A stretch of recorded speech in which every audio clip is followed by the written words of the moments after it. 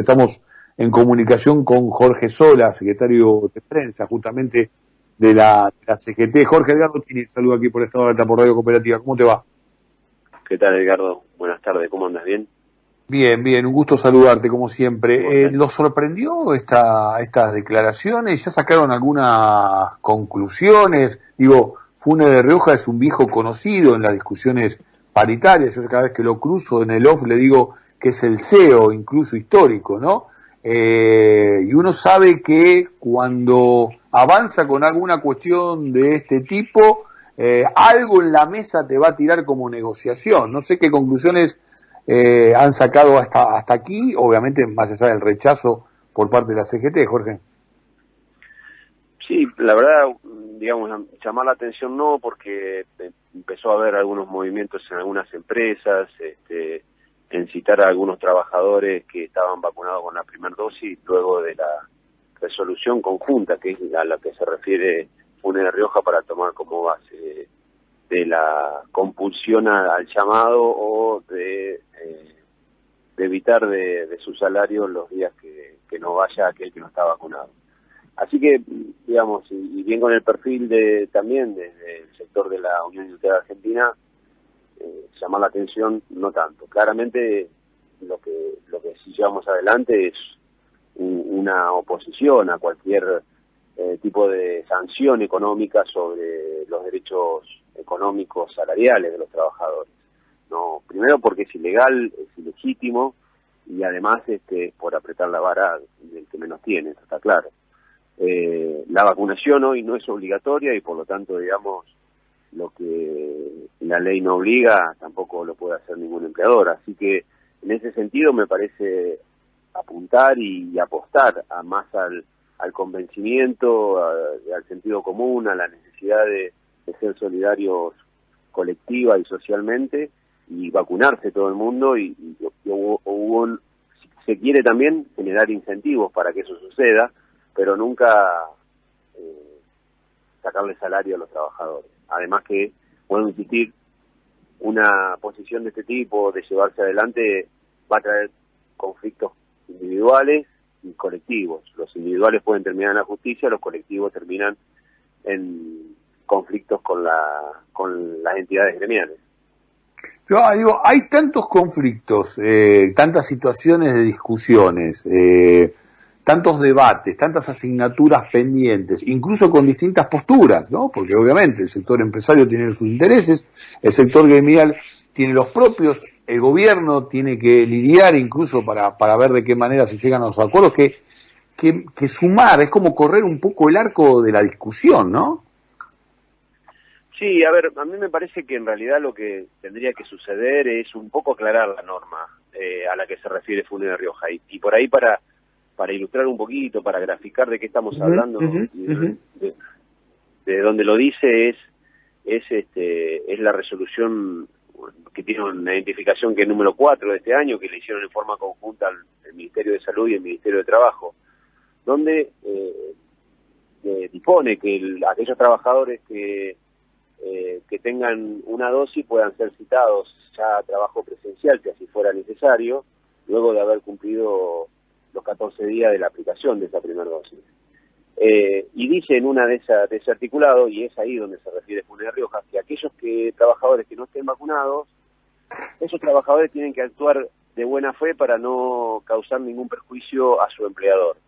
Ahora bien, lo que no explica la norma es cuáles son esas acciones de buena fe, porque obligarse a vacunar no, porque la vacunación hoy no es obligatoria, por lo tanto no se podría coaccionar para eso, con lo cual hay que aclarar cuáles son las acciones de buena fe, y me parece que ahí es donde hay que profundizar y un poco sentarse a charlar con el Ministerio de Trabajo para poder ir resolviendo eso, ¿no?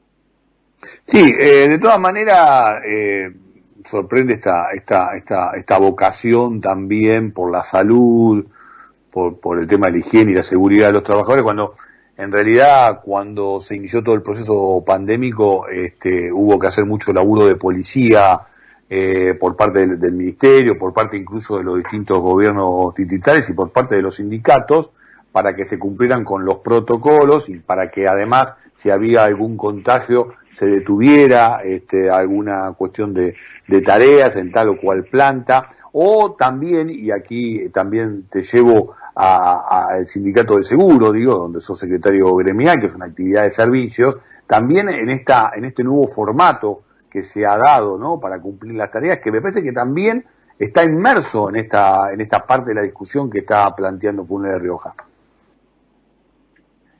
Sí, lo que digo es vuelvo a insistir con esto, digamos, mucho más allá de la opinión que estás dando vos, me parece importante, digamos, que centremos nuestros esfuerzos en lograr la mayor vacunación posible para que esa inmunidad que se necesita para que sea social pueda empezar a hacernos transitar un poco más de normalidad.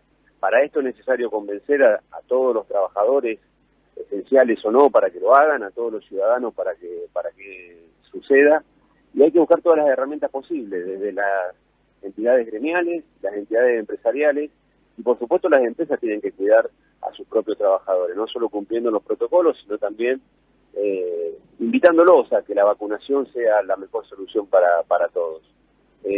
Yo creo que en ese camino podemos llegar a la inmunidad de rebaño, como es la que se llama y que se necesita el 70, el 80% de la población. Me parece que detenernos en estas discusiones, donde no es aplicable lo que dice Funes de Rioja, claramente. Escuché a un compañero de CGT que dijo que era una bravuconada, sí, porque es ilegal, porque es ilegítimo, porque no lo puede hacer, pero de todas maneras, bueno, plantea una posición y claramente nosotros la rechazamos. Ahora, en el medio sigue estando un problema, que es que hay gente que no se vacuna. Bien, entonces, los que creemos que se tiene que vacunar, tenemos que es la mayoría, la inmensa mayoría de la población, tenemos que seguir insistiendo para que eso suceda. Si no, nos quedamos en el debate teórico y, digamos, mientras tanto la pandemia sigue haciendo sus daños, ¿no? Sí, está bien marcar el punto sobre así en lo que tiene que ver con una necesidad central.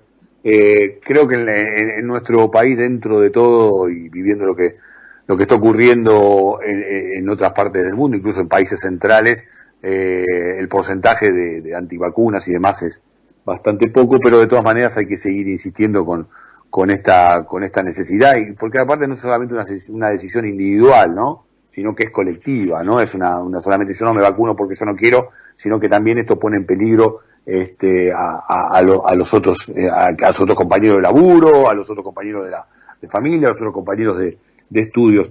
Quería volver a ir sobre el tema de tu actividad, Jorge, y tu representatividad de los trabajadores del seguro, porque en medio de toda esta discusión también algo que se viene y que se está ocurriendo, y te pregunto cómo se está viviendo, es este principio de transición de un regreso a la normalidad, donde, bueno, los empresarios van a empezar a pedir que se vuelva a los ámbitos de laburo, se abandone alguna cuestión de trabajo a distancia, y las características del seguro tienen que ver con un gremio de servicios. ¿Cómo se están preparando para lo que se viene en este sentido? Bueno, nosotros tenemos un protocolo en vigencia, que fue un protocolo que fue impulsado por el propio gremio, allá por abril del año pasado. Lo fuimos corrigiendo a medida que la situación sanitaria se iba modificando, cuando fue ASPO, cuando luego fue DISPO, y a partir de eso, en ese protocolo base, vamos transitando con determinación el cumplimiento de eso, así lo hacemos y chequeamos que en cada empresa suceda. Justamente la semana que viene yo cité a una reunión en el ámbito paritario para empezar a ver si las empresas empiezan a vislumbrar un regreso presencial en el corto plazo. Tenemos novedades de que hay algunas empresas que en septiembre quieren empezar de a poco y en noviembre. Así que yo creo que en esa discusión, que la hemos hecho de manera madura, y hemos encontrado en la enorme mayoría de los empresarios predisposición para esto, creo que vamos a lograr ir haciéndolo de a poco, y también principalmente cuidando la salud de todos y todas los trabajadores. Un último tema que quiero compartir contigo y quiero también ponerlo en superficie, es que esta normalización de a poquito involucra una normalización institucional, ¿no? Una normalización institucional en los distintos sindicatos. Se viene este proceso de convocatorias también en lo que tiene que ver con renovar las autoridades, algo que había quedado congelado, ¿no? A partir de la pandemia. Esto involucra a la propia Confederación General del Trabajo, pero también a los distintos gremios. Sí, a partir de este mes empezaron a dispararse los procesos electorales en una gran cantidad de gremios y también en la CGT. La semana que viene tenemos reunión de consejo directivo para empezar a analizar la fecha de renovación de mandato.